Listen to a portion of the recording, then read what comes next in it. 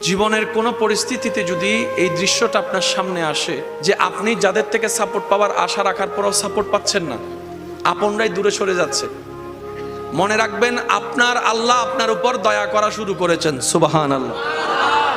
ওই বিপদ থেকে আপনি যাদের সাপোর্ট নিয়ে উঠতে চাচ্ছেন, রব চাচ্ছেন আপনাকে কেউ না করুক সাপোর্ট, আপনার আল্লাহই স্বয়ং আপনাকে সাপোর্ট করতে চাচ্ছে বলেই মানুষকে দূরে সরাই দিচ্ছে। সুবহানাল্লাহ। জীবনে যদি কখনো দেখেন কাছের মানুষ দূরে সরে যাচ্ছে, বেঈমানি করছে, দুই নাম্বারই করছে, চোখ উল্টাই ফেলছে, আপনি বুঝে নেবেন আল্লাহ তাআলা আপনাকে দুনিয়ার আসল চিত্র দেখাচ্ছে। আপনি যেন বুঝতে পারেন আপনার আপন বলতে আল্লাহ ছাড়া, আপনার আপন বলতে আপনার নবী ছাড়া আসলে আর কেউ নাই, আসলে কেউ নাই, আসলে কেউ নাই। আপনার ভালোবাসার অধিকার পাওয়ার একমাত্র আল্লাহর আছে, স্রষ্টা হিসেবে নবীর আছে। আপনার উম্মত হিসেবে আপনি ভালোবাসবেন আপনার নবীকে, আপনি আল্লাহকে ভালোবাসবেন, আপনার নবীকে ভালোবাসবেন। এই বুঝটা দেওয়ার জন্য আল্লাহ অনেক সময় দুনিয়ার এই বাস্তবতা আমাদের সামনে এনে দেয়।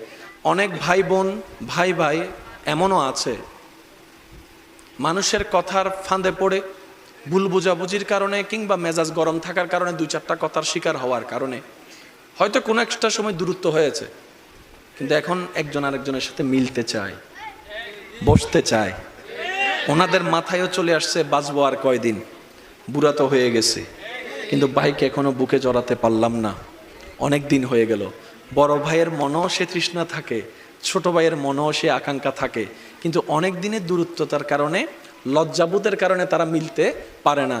আমি আমার ভাইদেরকে, যুবক ভাইদেরকে অনুরোধ জানাবো, যদি এরকম কোনো ফ্যামিলি কন্ডিশন হয়, আপনারা যুবকরা মিলে, ভাইরা মিলে, চাচতো ভাই জ্যাঠতো ভাইরা মিলেই আপনারা উদ্যোগটা নেন, ভাই ভাইকে যেন জড়াই ধরতে পারে, ভুল বুঝাবুঝি যেন শেষ হয়ে যায়। কথা বলেন ঠিক কিনা? বান্দা বান্দাকে মিলানোর কাজ করবে, আল্লাহ সেটা দেখে গুনাহ মাফ করে দিবে। সুবহানাল্লাহ। আমি শুনি না, আরো জোরে বলেন। মিলে থাকেন, কেউ মিলে থাকতে না চাইলে তার আল্লাহরে সে জবাব দিবে। আপনার পক্ষ থেকে আপনি ক্লিয়ার থাকেন, মানুষের উপকার করবেন, থ্যাংক ইউ পাওয়ার আশা রাখবেন না, করতেই থাকবেন। কেন?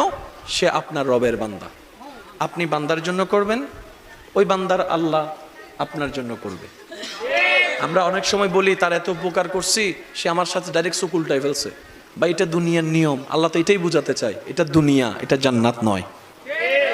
আল্লাহর কাছে সবসময় একটা ফরিয়াদ করবেন, আল্লাহ তুমি আমাকে যতদিন ইচ্ছা এই দুনিয়ায় রাখিও, কিন্তু সে থাকাটা যেন তোমার পছন্দের হয়।